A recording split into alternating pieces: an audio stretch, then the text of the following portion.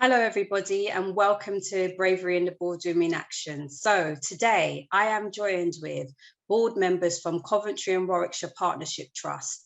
And I'm so grateful that they've given us some time today, because in Bravery in the Boardroom, we're talking a lot about what more we can all do to help turn the dial now on leading more inclusively and seeing more diverse senior leadership talent pipelines.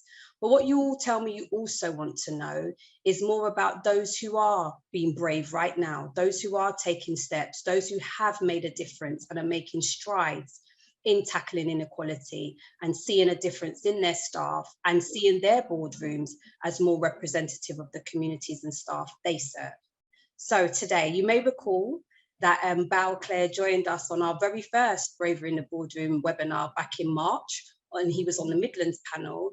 And through what Bal was sharing with us and also learning more about the work his trust was doing, he's been instrumental in being able to bring this conversation about today. So today I'm joined by the chair, Jagtar Singh, also by Mel Coombes, the chief executive, and by Bal, who's a non-executive director on the board as well. And just to let you know why we've also chosen Coventry and Warwickshire Partnership Trust is because the trust has actually been recognised by NHS England as one of the top 10 performing trusts in their race equality standard report, and also ranked in the top 10 nationally in 2 of the RES indicators.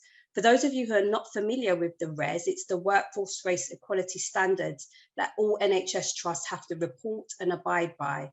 We know that the NHS has taken more strides, I think, in looking to tackle race inequality than some of the other industries. And by having these standards, you can see across the board how trusts and regions are performing. So it's really helpful to hear more from all aspects, I'd say, the successes, the challenges, and also most importantly, what the focus is for the board moving forward. So without further ado, I'm going to say hello and a warm welcome to you all. And if I can jump in and ask Jag the first question. So Jag, as a chair, you know you lead a board which is more representative of the communities and staff you serve than most NHS trusts. But in your view, what impact has this had?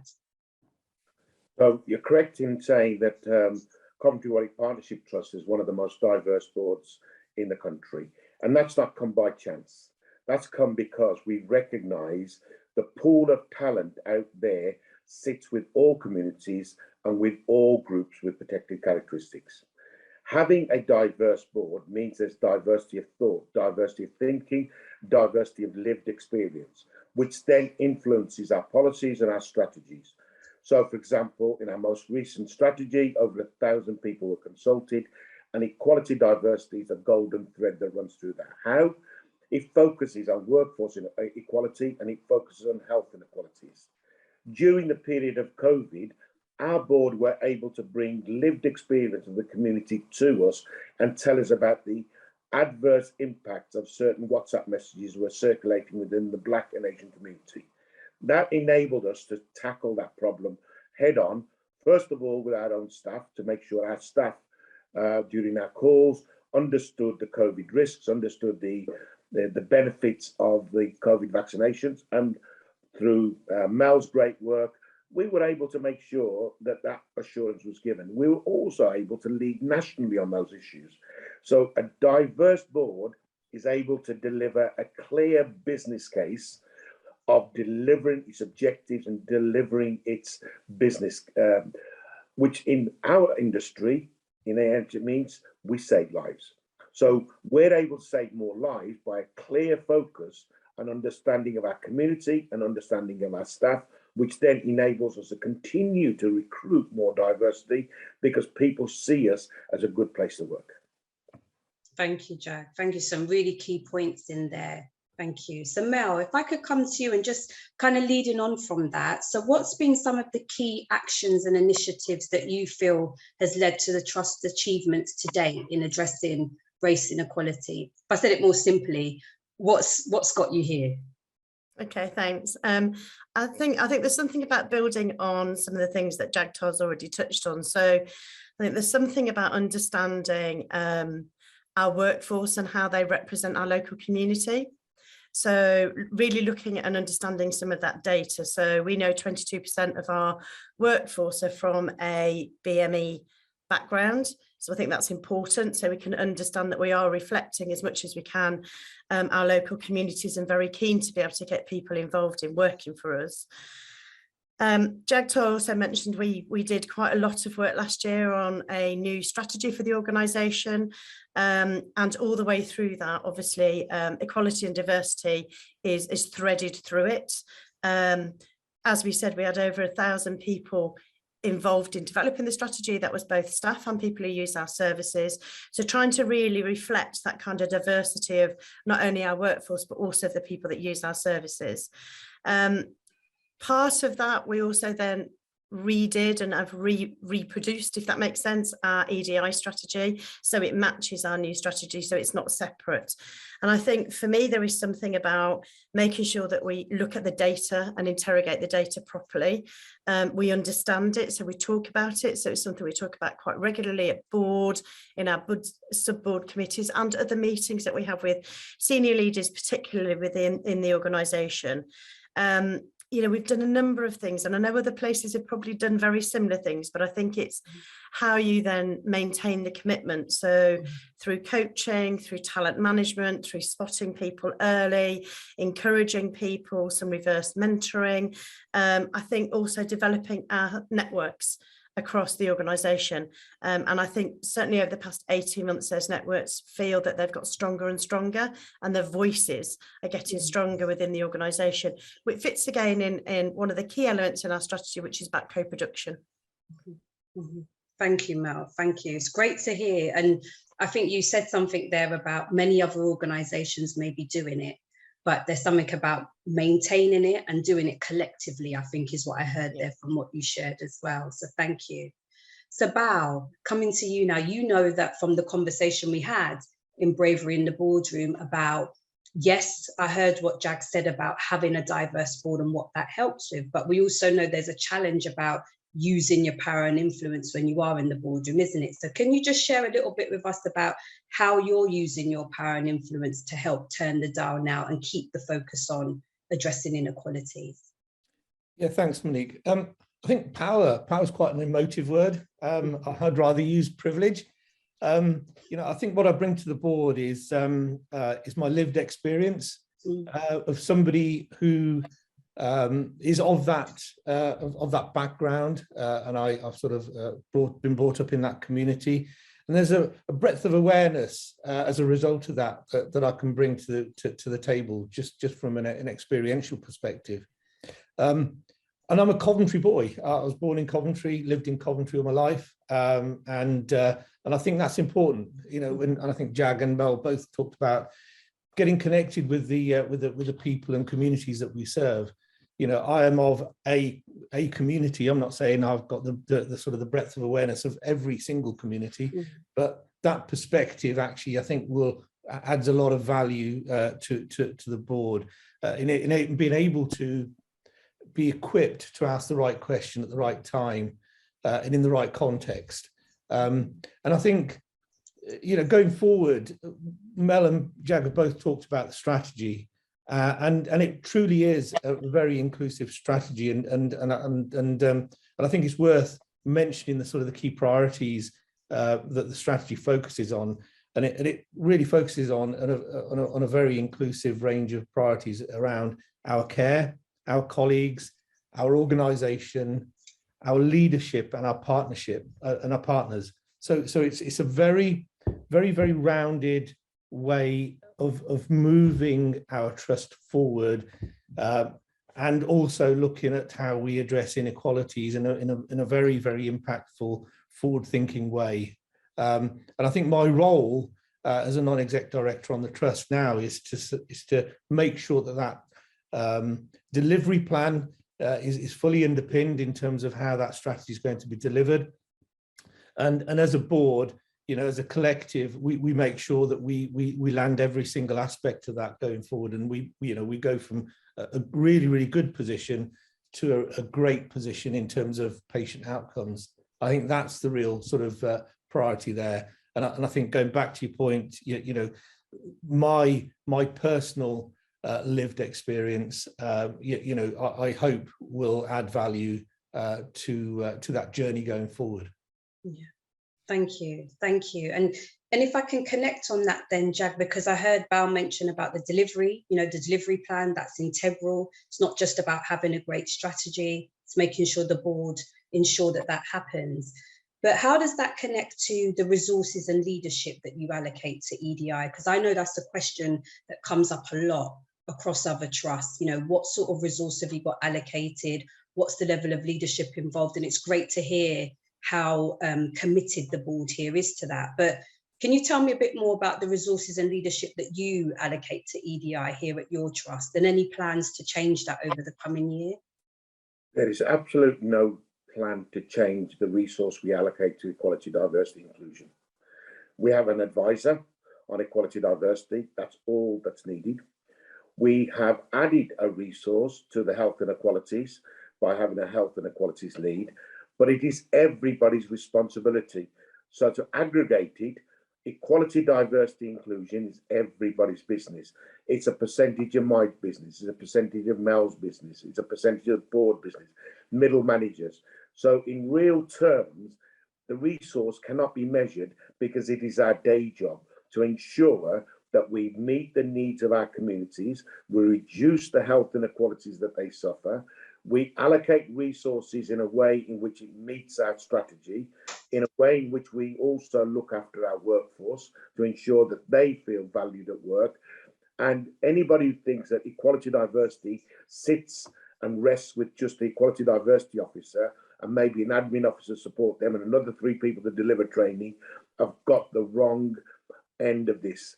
This is a leadership responsibility. It's everybody's responsibility. It's our core job. One thing, I did a research project for fire service many years ago, and my report Making a Difference highlights that. In Atlanta, Georgia, they used to have 60 deaths a year in the 60s. Through diversifying the workforce, they reduced that in 10 years to 30 a year. When you value a life at £1.5 million, that's £45 million saved. That's what diversity does. Understanding equality, diversity means you're a more efficient, more effective organisation, and you focus on your core objectives. It isn't having an equality, diversity officer to blame when things go wrong. That's sometimes seen as a problem. So I would be happy to run my organisation even without an equality, diversity officer because everybody gets it. In other organisations, they really need a strong equality lead to keep prodding them. We don't need prodding. We prod our equality diversity leader to do more. I love that. I love that. And that's really your testimony, isn't it, into seeing the passion and support and determination at board level and the impact that that can have. I think there's a very important message in what you just said there about those who are on their journey thinking that, if I have an EDI lead, I sort it. And actually, I really appreciate what you've shared there. Thank you. So Mel, if I could come back to you, because I said this is an open conversation, this is an honest conversation about the challenges faced as well. So yes, the trusts have performed really well, but I know you have some challenges still, including around bullying and harassment and how staff feel. So how do you and the board plan to improve the staff survey results around that area? And how will you ensure you keep that continued progress and focus on those areas where things are not going as well?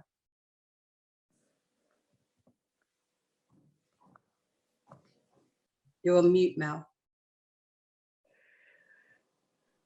Sorry, I thought I'd taken myself off mute. Yeah, I think for me, there's something about being brave and having brave conversations. So absolutely encouraging people, whether it's staff, whether it's our patients, whether it's people who use our services, to come forward and say when things aren't right.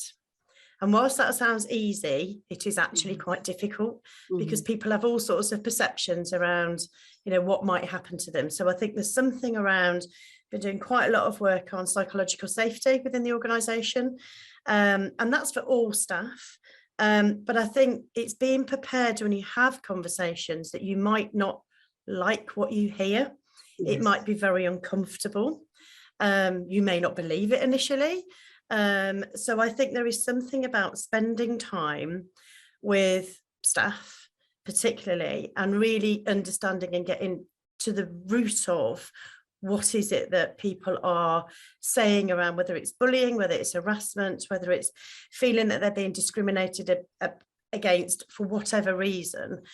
And then how do we have those conversations with more than just a couple of members of staff? So I think it's almost get the elephant out in the room and have those conversations open and honestly. I think we've done a lot of that in the organisation.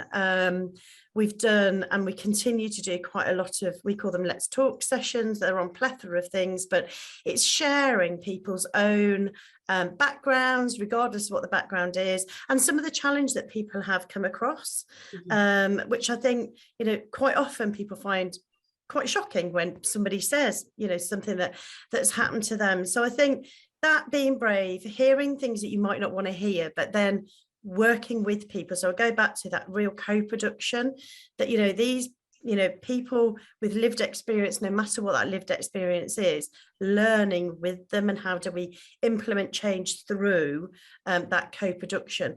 And I think one of the things that we launched last year, which was No Excuse for Abuse, across the organisation, and that was, you know, in partnership with other with other members of public sector, so with police and things like that. But predominantly on the back of that, we go back to actually, you know, we have had some staff that have been particularly abused by patients.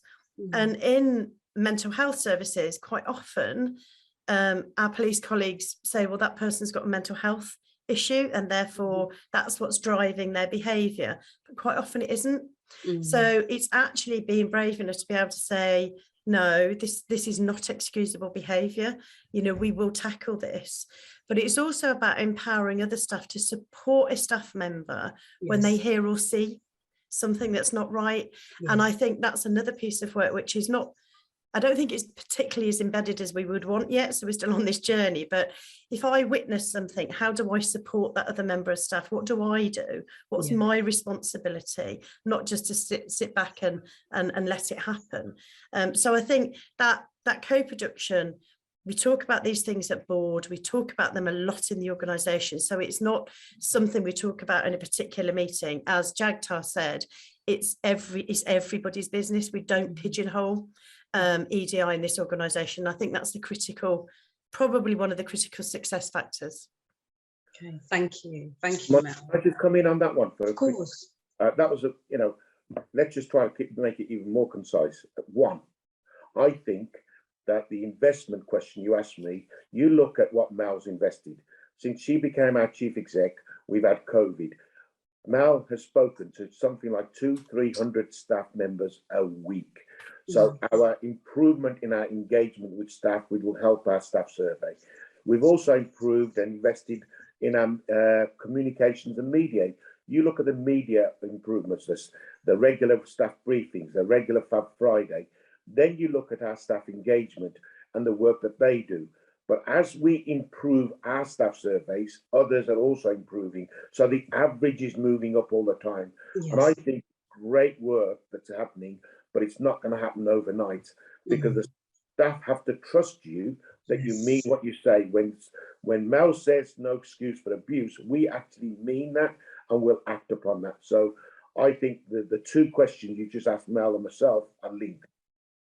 Yes, and you know, thank you, Jag, because this isn't a walk in the park is one thing, but also it's a long game. And I don't mean that facetiously. I mean, in general, people are looking for quick fixes, and it's not about that, is it? It's about, like you said, continually building and walking the talk, isn't it? I think is what I'm hearing from you both here as well, to build onto that. Can I just come to you, Bal, to say, okay, I've heard from Jag and I've heard from Mel, who are most probably more closer to some of what they've shared. But as a non-exec, and I know a lot of people from diverse backgrounds are considering careers in the non-executive leadership. So it's helpful to understand a little bit more from your perspective. How do you stay in touch with the current lived experiences and challenges staff face? Because I appreciate you won't have the same capacity available like Mel has to be able to be speaking with hundreds of staff a week. So how do you stay connected? I think I come from a background of private sector, and I often get told off for using the same analogy, but the customer is king at the end of the day. And in our case, in a health setting, it's the patient. And you can't fix things through email. You can't fix things through notice boards. You can't fix things through messages per se. And I think what's coming through loud and clear from both Mel and Jag is that it's about engagement. It's about conversation. It's about understanding.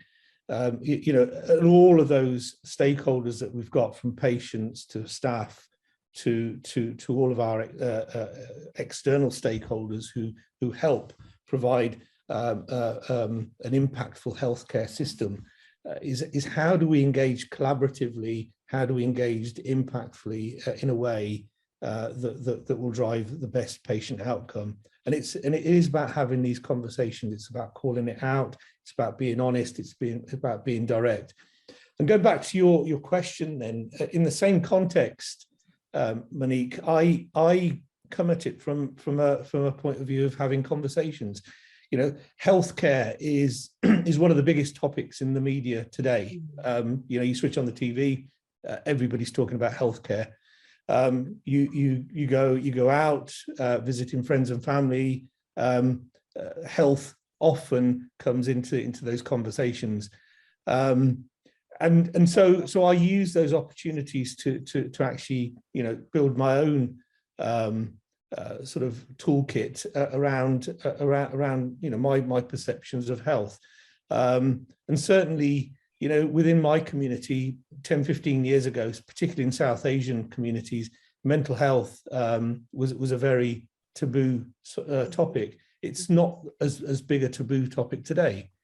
So you're seeing improvements, and I use all of those opportunities to have those conversations, to actually learn, well, okay, well, why is mental health a taboo topic? How can it become a much more accepted topic within our community? And so it's all about having those conversations. It's all about having those engagements and asking the right questions, and equally internally.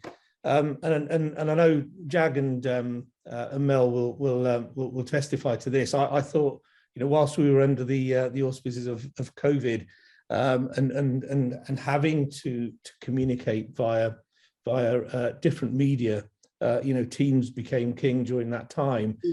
I still think that face-to-face interaction is so key.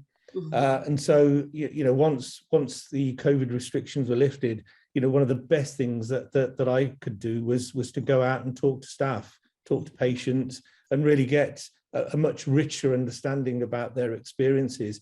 And it was great to hear how people have collectively got through those sort of very difficult years of COVID, and what their expectations are going forward. So it is about conversations. It is about interaction, and really having those rich conversations. I think that's how I personally try and keep abreast as best as I can. And as you say, time is quite restricted as a non-exec, and trying to do other roles on top of that.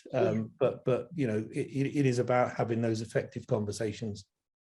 Thank you. I think what I'm hearing there is time may be limited, but it's what you are choosing to put that time to, and that is hearing from those experienced in care and those employed by the organisation about how it is for them and what's going on. That's absolutely. Really I think that's probably the most valuable input that anybody could get. Okay, thank you for that.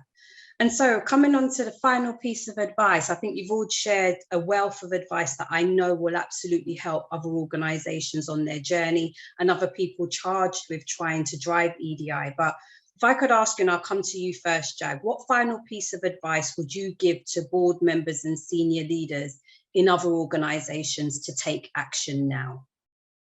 Well, first of all, you've got to be bold and brave.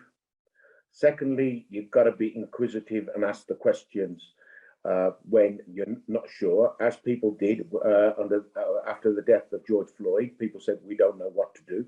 Yeah. I think then you've got to challenge misunderstandings that are deliberately put out there by the media. And I'll give you one. Woke. Well, as Neil Basaru said on these news interview, call me woke if you wish, because woke means alert to injustice in society, especially to racism. So yes, call me woke if you wish. We have to be bold and brave as leaders, but we have to have a listening ear. In one of those magic ingredients, and there's many in this cake, is the staff networks we've got. When I came to this trust, we had none. We now have 8 staff networks. I attend many of them as I can. Mel does. So do our non-exec directors. We go there, we listen. And if you come to our board meetings, you'll hear that repeated back at the board, what we heard our staff networks talking about. If they feel empowered and supported, they'll going back to the strategy, they'll support the strategy, they'll believe the values of the organisation, and we move forward. Thank you, Jag. Mel, is there anything you'd like to add to that? Yeah, just a couple of real quick points, I guess, and I've probably already said it, but I think it's about not seeing this as being a separate piece of work. So don't see it as separate. Make sure it's everybody's business and you talk about it in any meeting you're in. I think there is something about having and being prepared to have difficult conversations and then co-produce the solutions. I think they are probably the 3 things that I would want to leave people with. Yeah, thank you very much. Thank you, Mel. Bal, any final words from you? No, I think Mel touched on it. It is about it's everybody's responsibility, you know, without a shadow of a doubt. And it you can't silo this. You can't you know, rely on job roles or specific individuals to sort of pick up the entire responsibility for your trust. You know, so it is about empowering your staff for success. And you know, I you know, as a non-exec, I really don't feel as if my role is somebody sort of who sits on the outside looking in and challenges the board. I very much feel part of the board. Yes. I feel very much part of delivering our future strategy as much as Mel and the executives have. So it's that equal responsibility, it's that shared responsibility, and it's about, as a board member, empowering the staff to be successful. Thank you so much. Thank you. Thank you all for sharing so openly and honestly, I think, about your successes, but also where you see the challenges and what your continued focus is as well, because I think that's also very helpful. If people want to learn more about what you're doing, I think there will be many people who want to see a copy of your strategy document as well, which sounds fantastic. Is the best place to signpost them to your website to find out more about what you're doing and to stay in touch? Yeah. Okay, we'll make sure we share that as well when we share the link to the interview. But once again, thank you so much all for your time. And I hope that we will have permission to check in with you maybe in 6 to 9 months' time and just hear again how things are going for you. And if anything's changed and what other advice and tips you can share with colleagues who are also on their journey to be, I heard it loud and clear from you all, being bold and being brave and really tackling what matters to your staff. So thank you so much for your time today. Thank you.